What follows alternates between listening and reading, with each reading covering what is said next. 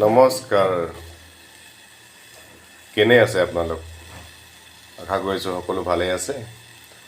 আজি মই আকৌ আহিছোঁ এটা নতুন ভিডিঅ' লৈ। আজিৰ ছাবজেক্টটো হৈছে হানচাটি আৰু ইয়াক কেনেকৈ বনায় ইয়াৰ বেনিফিটৰ বিষয়ে মই কৈ আছোঁ। আপোনালোকে চেষ্টা কৰিব পাৰে। প্ৰথমতে মই লৈছোঁ কেইটামান তুলসীৰ পাত। ইমান বেছিও নহয়, মই 2 কাপ চাহ বনাম, বেছি দিব নালাগে। জাষ্ট ইমানমান তুলসী পাত লৈছোঁ, ইমানমান।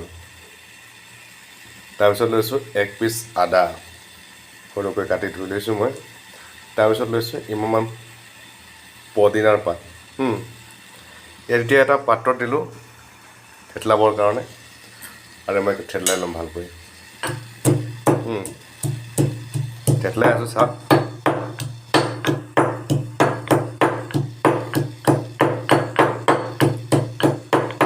এতিয়া থেতলা হোৱাৰ পিছত পানীটো মই আগতে অলপ গৰম কৰিছোঁ। ইমান থেতলাৰ প্ৰয়োজন, বাছ অলপ থেতলাই ল'লে হ'ল।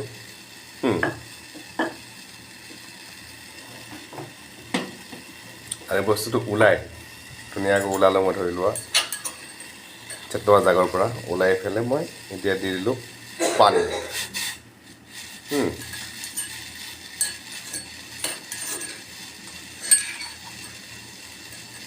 এইটো হৈছে হানচা টি বুলি কয়, আৰু বহুত এটা ভাল চাহ হয়।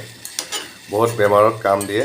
ৰাতিপুৱা যদি খালী পেটত খোৱা যায়, তেনেহ'লে গেষ্ট্ৰিক যদি বহুত থাকে, 1, 2 দিন 3 দিনৰ ভিতৰত গেষ্ট্ৰিক পূৰা ক্লিয়াৰ হ'ব। আমাৰ যদি হজম শক্তি যদি অলপ কম হৈ থাকে, সেইটোও কম হ'ব। কাৰোবাৰ যদি টোপনি অহাৰ প্ৰব্লেম থাকে, সেইটোও ভাল হ'ব। আৰু লগতে আপুনি যদি হানচা টি সদায় খায়, তেনেহ'লে আপোনাৰ 90 বছৰলৈ বুঢ়া নহ'ব। ইমান ভাল বস্তু হয়। বুঢ়া হ'লে বুঢ়া হোৱা যেন নালাগিব। কাৰণ চাহ এতিয়া কালাৰ আহি গ'ল। অলৰেডি আমি যে গাঁৱতে লাল চাহ বনাওঁ, ঠিক তেনেকুৱা ধৰণৰে কালাৰ আহিছে। আৰু ইয়াত বেছি বস্তু একো দিব নালাগে। কাৰোবাৰ যদি ইচ্ছা আছে অলপ গুড় দিব পাৰে, নহ'লে মৌ দিব পাৰে।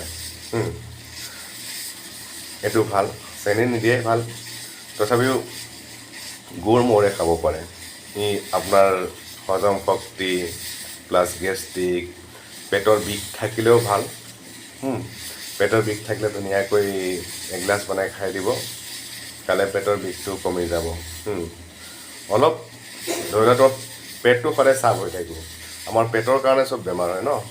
পেটটো যদি ভাল নাথাকে, মানুহৰ মন ভাল নাথাকে, তেতিয়া আমাৰ কি বুলি কয়, লজ মচন, ডায়েৰিয়া, আগাৰা বাগাৰা চব পেটতে হয়। সেইকাৰণে পেটটো সদায় চাফ ৰাখিব লাগে। আৰু এইটো চাহ খালে আপুনি শক্তিও পাব, আপোনাৰ এংজাইটিও কমাই দিব। টেনশ্যন থাকিলে টেনশ্যনো কমি যায় অলপ। বহুত ভাল বস্তু, আপোনালোকে খাব পাৰে। ইয়াকে কয় হানচা টি। মই এতিয়া অলৱেজ খাব পৰা হৈ গৈছে। মোৰ 2 কাপ বনাইছোঁ। 1 কাপ মোৰ মিছেছৰ কাৰণে আৰু 1 কাপ মোৰ কাৰণে। এই বহুত বেমাৰ ভাল কাম দিয়ে। ইয়াৰ কোনো ছাইড এফেক্ট নাই, ভালেই হয়। তাৰোপৰি আপোনাৰ পেট কমোৱাটো কাম দিবই। বহুত ডাঙৰ ডাঙৰ পেট থাকে না কিছুমান, তেওঁলোকে যদি সদায় খায় ৰাতিপুৱা, ইয়াতে অলপমান ডালচেনি দিব পাৰে। ডালচেনি দিলে আৰু ভাল হয়। তেতিয়া পেট কমাটো বহুত কাম দিয়ে। ট্ৰাই কৰিব পাৰে, বহুত ভাল হয়।